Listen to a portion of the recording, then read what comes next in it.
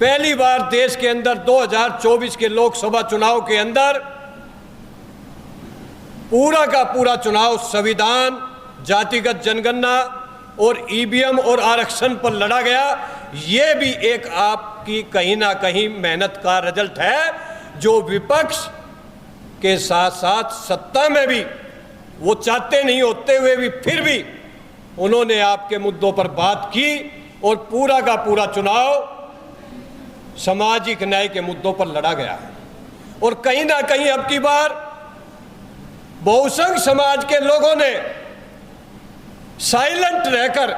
क्योंकि 2024 का जो चुनाव था ना कांग्रेस लड़ी थी ना बीजेपी लड़ी थी, वो देश के मूल निवासी जो 90% है उन्होंने चुनाव लड़ा था और साइलेंट रहकर ऐसा वोट डाला कि आज जो तानाशाही जो 10 साल से चल रही थी, जो बहुसंघ समाज के हक अधिकार को छीन रहा था, जो संविधान को तोड़ रहा था, जो ईवीएम के माध्यम से वोट की ताकत को खत्म कर कर लगातार सत्ता में बैठा हुआ हमारे हक अधिकार छीन रहा था, आज उसकी तानाशाही उतनी नहीं है जितनी आज से पहले थी। कहीं ना कहीं आज सरकार जरूर उनकी है, लेकिन वो तानाशाही आज नहीं चला सकता क्योंकि गठबंधन की सरकार है। और कहीं ना कहीं आज विपक्ष मजबूत है और विपक्ष के अंदर आज कांग्रेस पार्टी के राहुल गांधी जी सामाजिक न्याय के सम्मेलन करके इन मुद्दों पर लड़ाई लड़ रहे हैं। और कहीं ना कहीं आज इसी विपक्ष की मजबूती और आप के संगठनों की जो रोड पर उतरकर जो मेहनत कर रहे हैं उसी का नतीजा है जो अभी हाल ही के अंदर सुप्रीम कोर्ट के अंदर SC ST के अंदर क्रीमिलियर और कोटे का जो एक नया कानून लाकर जैसे OBC को बांटने का काम किया था, ऐसे कहीं ना कहीं SC ST को भी बांटने का इनका षड्यंत्र था। लेकिन विपक्ष मजबूत होने से और लगातार WTP पैगाम मिशन जय भीम के आंदोलन की वजह से आज वो कहीं ना कहीं उनको वापस लेने का काम हुआ। और लेटर एंट्री के अंदर जो 45 वैकेंसी थी, जो अगर उसका विरोध विपक्ष नहीं करता और हम लोग रोड पर नहीं करते तो अब तक वो भी 45 वैकेंसी कहीं ना कहीं लागू हो जाती। वो यही रीजन है कि आज सत्ता में बैठा हुआ तानाशाह उतनी तानाशाही जो 10 साल में की वो नहीं कर सकता। और इसीलिए आज विपक्ष मजबूत है, आज जरूरत है बहुसंघ समाज के सभी संगठनों को एकजुट होकर और इन सभी मुद्दों को लेकर और अपने महापुरुषों के बनाए हुए रास्ते पर चलने की जरूरत है। अगर हम सब लोग राष्ट्रव्यापी आंदोलन खड़ा कर देंगे और आने वाले हरियाणा का चुनाव हो, चाहे वो उत्तराखंड का चुनाव हो, चाहे वो चुनाव झारखंड का चुनाव हो, चाहे वो जम्मू कश्मीर का चुनाव हो, बाबा साहब ने जो वोट की ताकत आपको दी थी 2024 में आपने वोट की ताकत का इस्तेमाल ईमानदारी से किया, जिसका नतीजा है कि आज तानाशाह गठबंधन में बैठा हुआ पूरा बहुमत नहीं है। इसलिए अगर आपके मुद्दों को हल नहीं होता है, जातीयगत जनगणना एक ऐसा मुद्दा है जो देश के अंदर RSS और बीजेपी सबसे कट्टर दुश्मन थे जातिगत जनगणना के। कहीं ना कहीं भागवत को भी अभी तो 3 दिन का सेमिनार था, उसमें भी उसको कहना पड़ा कि जातिगत जनगणना होनी चाहिए। लेकिन मैं आपको बताना चाहता हूं, ये लोग ईमानदारी से चाहते तो 10 साल से इनकी सरकार बैठी हुई है, क्यों नहीं इन्होंने जातिगत जनगणना कराई। ये लोग जातिगत जनगणना के फेवर में नहीं है, ये लोग आपके आरक्षण को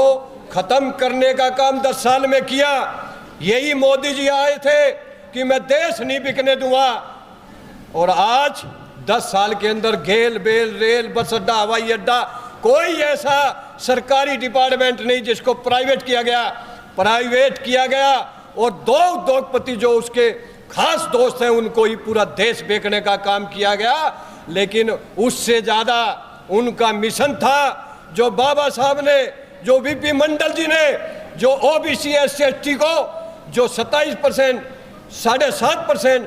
15.5% जो आरक्षण की व्यवस्था की गई है, जो लगातार पिछले आज़ादी के 76 साल में जो बहुसंघ समाज के लोग लगातार बड़े बड़े पदों पर डॉक्टर, इंजीनियर, IPS, MLA, इस देश का राष्ट्रपति और इस देश के अच्छे अच्छे पदों पर पहुंचने शुरू हो गए, तो इन्होंने सोचा क्यों ना हम ये प्राइवेटाइजेशन को लाकर इस आरक्षण की व्यवस्था को भी खत्म कर दे,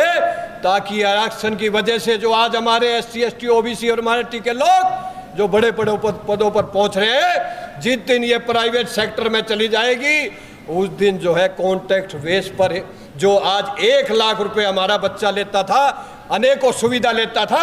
आज उसको 15,000 से 20,000 में सीमित कर दिया। कहीं ना कहीं हमारे आरक्षण, हमारी नौकरियों को छीनने का षड्यंत्र रचा जा रहा है, हमारी वोट की ताकत ईवीएम से खत्म करने का षड्यंत्र रचा जा रहा है। इसीलिए मैं कहना चाहता हूं, एससी, एसटी और ओबीसी और माइनॉरिटी देश के मूल निवासी, हम सब लोगों को हमारे महापुरुषों के बनाए हुए रास्ते पर चलना पड़ेगा और सबको एकजुट होकर इस लड़ाई को लड़ना पड़ेगा। और WTP सभी संगठनों को लेकर निरंतर पिछले 7 वर्षों से इस काम को कर रही है और मैं विश्वास दिलाता हूं तमाम सभी संगठनों के पदाधिकारी यहाँ पर आए हुए हैं, तमाम सामाजिक न्याय की लड़ाई लड़ने वाले लोग, मातृशक्ति यहाँ पर आई हुई है।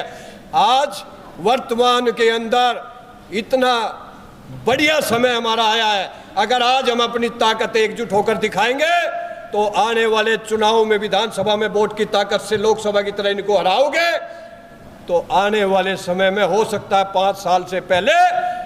ये सरकार गिर जाए और एक सामाजिक न्याय की सरकार का गठन हो। और जो आज 24 से लेकर अब तक जो संविधान को लेकर विपक्ष कसम खा रहा है कि मैं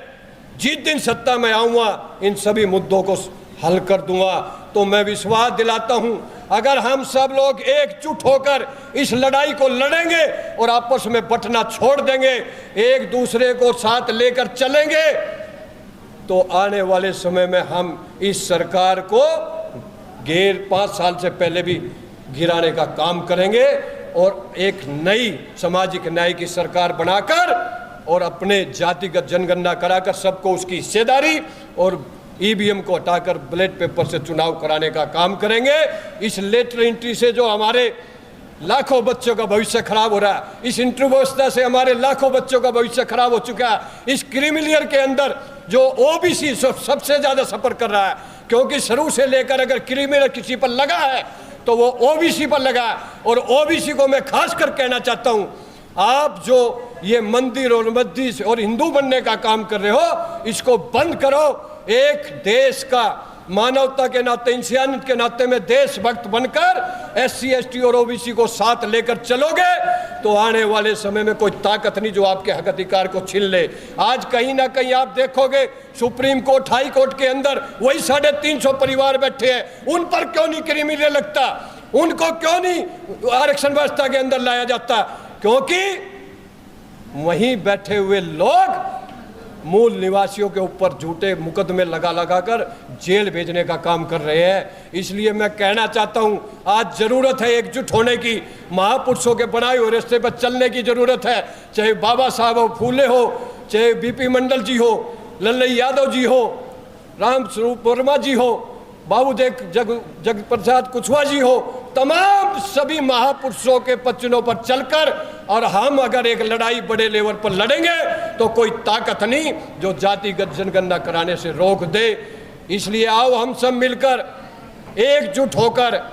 अपनी सामाजिक न्याय की लड़ाई और सभी मुद्दों को लेकर एकजुट होकर इस लड़ाई को लड़ेंगे और कामयाब होंगे। एक रहेंगे तो हमारा हक नहीं छिनेगा और बटेंगे तो हमारा हक वही मन्नुवादी लोग खाएंगे। इसलिए एक रहना सीखो, एकजुट होकर महापुरुषों के बनाए रास्ते पर चलते हुए और अपनी लड़ाई को लड़ो और आप जीतोगे और जीतने के बाद आपके मुद्दे हल होंगे। इसी बातों के साथ जय हिंद, जय भारत, जय भीम, जय भारत।